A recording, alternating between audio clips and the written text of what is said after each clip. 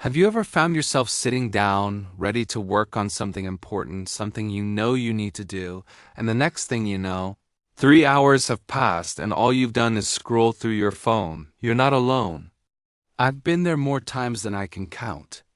My name is Alex, and for the longest time I thought I was just lazy. I'd have these huge goals, these big dreams, but when it came time to actually do the work, I just couldn't. It felt like my brain was fighting me every step of the way. I remember this one particular Tuesday. I had a huge project deadline looming for my job. It was a career-defining moment, the kind of thing that could lead to a promotion. I woke up early, made my coffee, sat down at my desk, and told myself, today is the day. No distractions. I opened the document, stared at the blank page, and then, almost without thinking, my hand reached for my phone. Just a quick check, I thought. 5 minutes to see what's happening in the world. Those 5 minutes turned into 30. I saw a funny video, then another. I checked my messages, scrolled through some photos, and suddenly I was deep into a rabbit hole of celebrity news. When I finally looked up, an hour had gone by. Panic started to set in. Okay, for real this time, I told myself. But the urge to pick up the phone again was overwhelming. It was like an itch I couldn't scratch.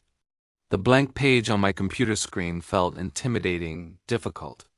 My phone, on the other hand, was easy. It was fun. This cycle repeated itself throughout the day. I'd work for 10 minutes, then reward myself with 20 minutes of scrolling. I felt a constant nagging anxiety, but the pull of my phone was stronger. By the end of the day, I had barely made a dent in my project. I was exhausted, not from working, but from the constant mental battle. I went to bed that night feeling like a complete failure.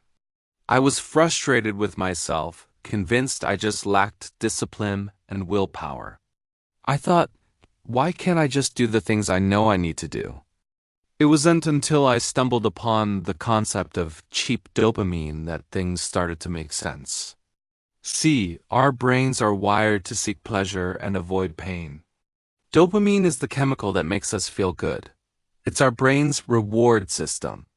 When we accomplish something difficult, like finishing a tough workout or completing a project, our brain releases dopamine. It feels great, and it motivates us to do it again. This is what we can call expensive dopamine because we have to work for it. But our modern world is flooded with cheap dopamine.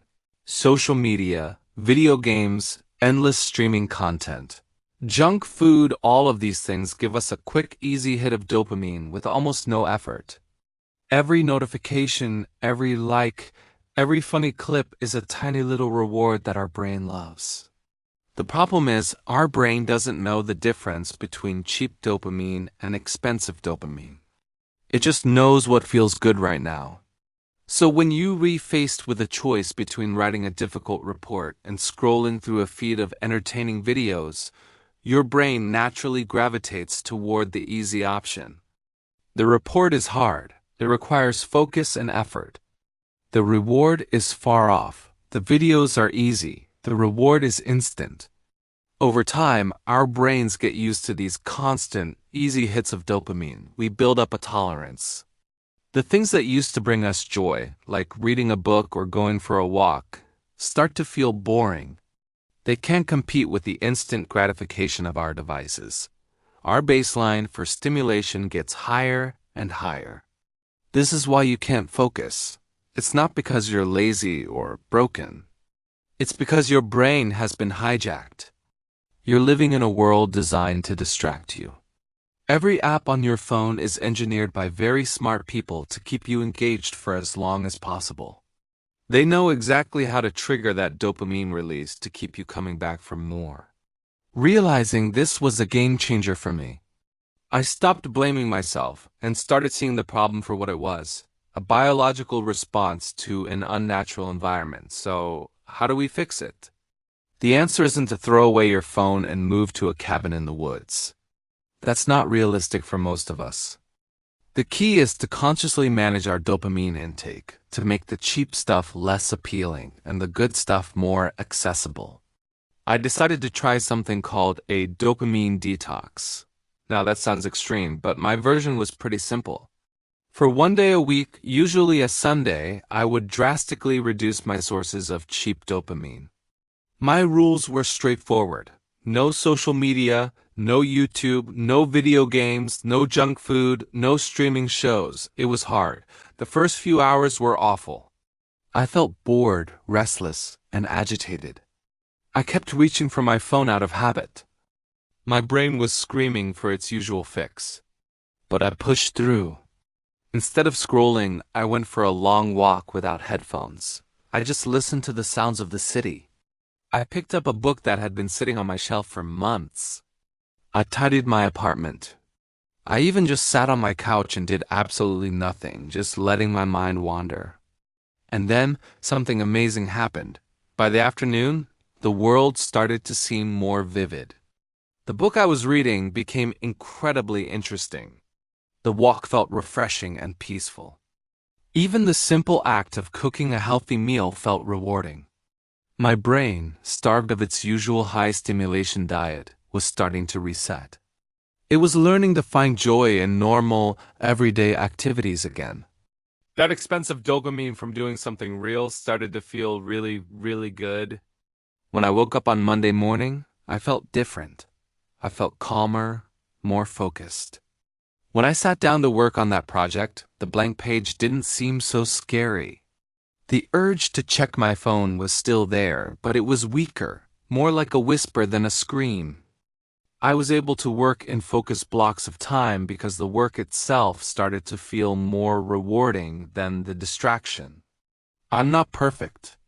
I still fall into the trap of mindless scrolling sometimes, but now I have the tools to pull myself out. I didn't quit social media entirely, but I became much more intentional about how I use it. I turned off all non-essential notifications. You know, those little red bubbles designed to pull you in? They're gone. I set time limits for certain apps. When my time is up, it's a reminder to ask myself, is this really what I want to be doing right now? I also started habit stacking. This means I pair a difficult habit with something that makes it easier. For example, before I allow myself to check my messages in the morning, I have to read 10 pages of a book. It's a small change, but it shifts the balance. It makes the harder, more rewarding activity the gateway to the easier one. I also started planning my leisure time. Instead of just defaulting to my phone when I'm bored, I have a list of things I actually enjoy doing. Calling a friend, practicing guitar, going for a bike ride. It's about having a better option ready. The biggest change was a shift in mindset. I stopped seeing focus as a battle of willpower and started seeing it as managing my environment and my brain as chemistry. It's not about being a productivity machine. It's just about reclaiming your attention so you can spend it on the things that truly matter to you. Whether that's building a business, learning a new skill, or just being more present with the people you love. If my story sounds familiar, if you feel like you're constantly fighting for your own attention, I want you to know you can win this fight. Start small. You don't have to do a full day detox. Try for 1 hour. Put your phone in another room and just see what happens. Notice the urge to check it. Acknowledge it without judgment. Then, gently redirect your attention to something else. A book, a conversation, a quiet moment. You are not lazy. Your brain is just doing what it's been trained to do by a world that profits from your distraction. But you have the power to retrain it. You can make conscious choices to seek out the good, expensive dopamine that comes from real effort and real connection. It's a slow process, but every small step you take rewires your brain for the better. You can get your focus back. You can start making real progress on your goals. You just have to decide that your attention is worth fighting for. Thanks for watching. If this resonated with you, let me know in the comments what your biggest distraction is. And if you want to join me on this journey of reclaiming our focus, be sure to subscribe for more videos. Let's do this together.